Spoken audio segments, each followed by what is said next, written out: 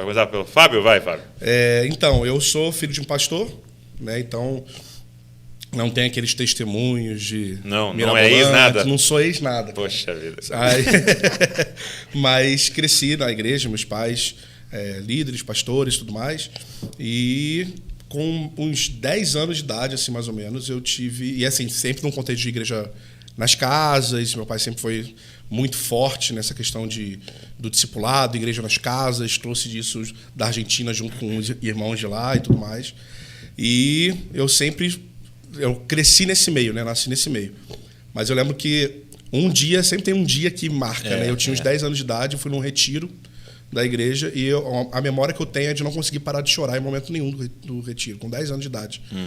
E hoje, eu vou te ser muito sincero, eu nem lembro o motivo que eu chorava, mas eu lembro que eu não parava de chorar de jeito nenhum.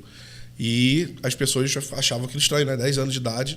Então, eu acho que ali foi o momento da minha experiência real com Deus. Só que eu tinha 10 anos ainda, né? Então os anos foram passando.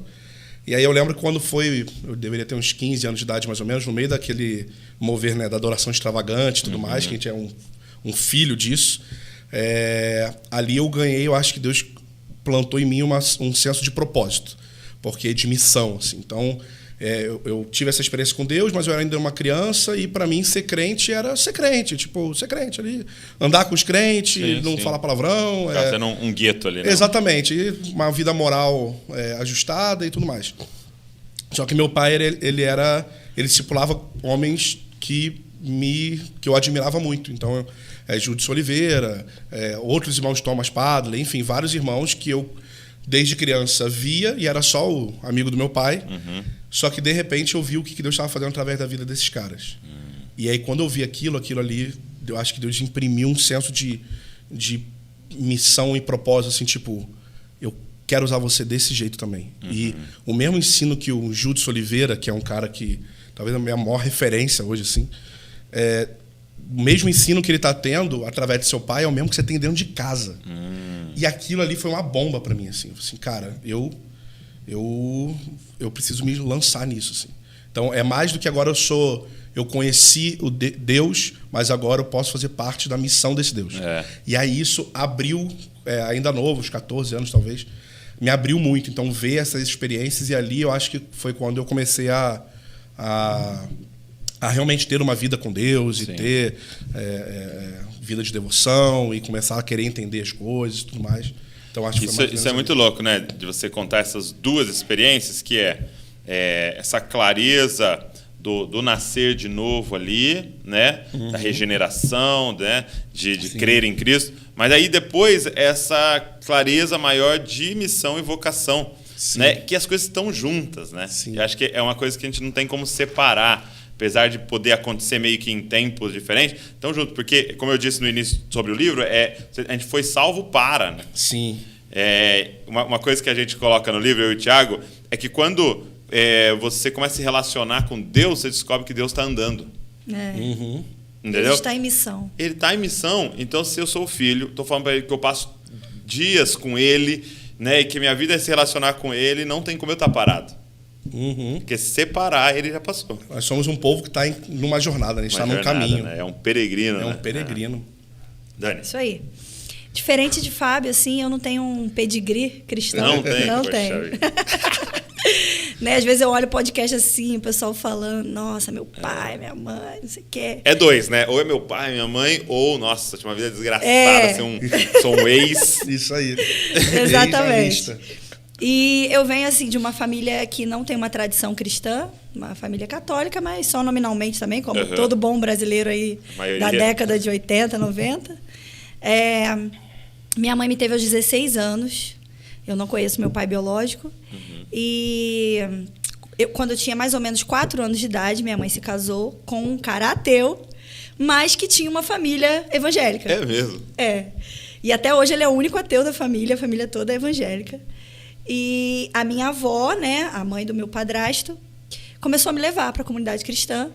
E ali, com 5 anos de idade, eu tive um encontro com Deus e comecei a levar a minha mãe junto comigo. Então você foi o primeiro. Minha mãe começou a frequentar por minha causa. E aí minha mãe teve mais 2 filhos, meus irmãos também. né? E hoje eu e minha irmã estamos na igreja. Minha irmã, inclusive, mora com a gente. E lá eu conheci o Fábio, né? Mas a minha conversão foi mais ou menos assim, 5 anos de idade. Eu não tenho um dia específico que eu me lembre, mas eu fui conhecendo Jesus e fui sendo mudada ali. Aos 9 anos, mais ou menos, eu me batizei no Espírito Santo e recebi palavras de Deus, assim, que Deus iria me usar como Débora, né, para liderança na igreja e tudo mais. E aí, mais ou menos, com uns 14 anos, eu conheci Fábio e a gente recebeu palavras de Deus também, de que Deus iria usar muito a gente junto. É mesmo? Né? A gente sempre fala assim, né, que não pode profetizar namoro, bebê, né? No dates, são as no babies. regras. Né? Mas, naquele momento, alguém profetizou, não namoro em si, mas que nós iríamos ser usados juntos para abençoar a nação. Juntos aí. E aí... Isso, um detalhe, foi uma experiência bem legal, cara. A gente estava... Era um retiro também. Viu que os retiros marcaram nossas vidas, né, mano?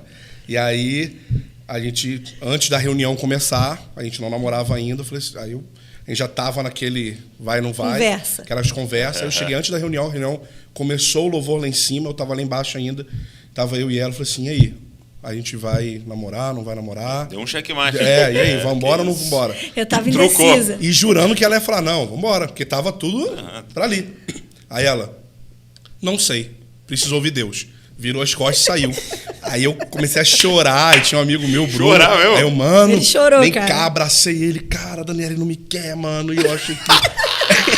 E aí, com aquela tristeza, o tempo passou, a gente foi pro culto. Aí, assim, um no norte e outro no sul. Né? Entendi. Tipo, e eu assim, Deus, seja Deus. Seja Deus agora. Agora é a tua hora. E aí, nisso, chegou um cara, eu acho que ele era de Montemor na época, né? Lá, caminhava lá com o Andy, com a galera.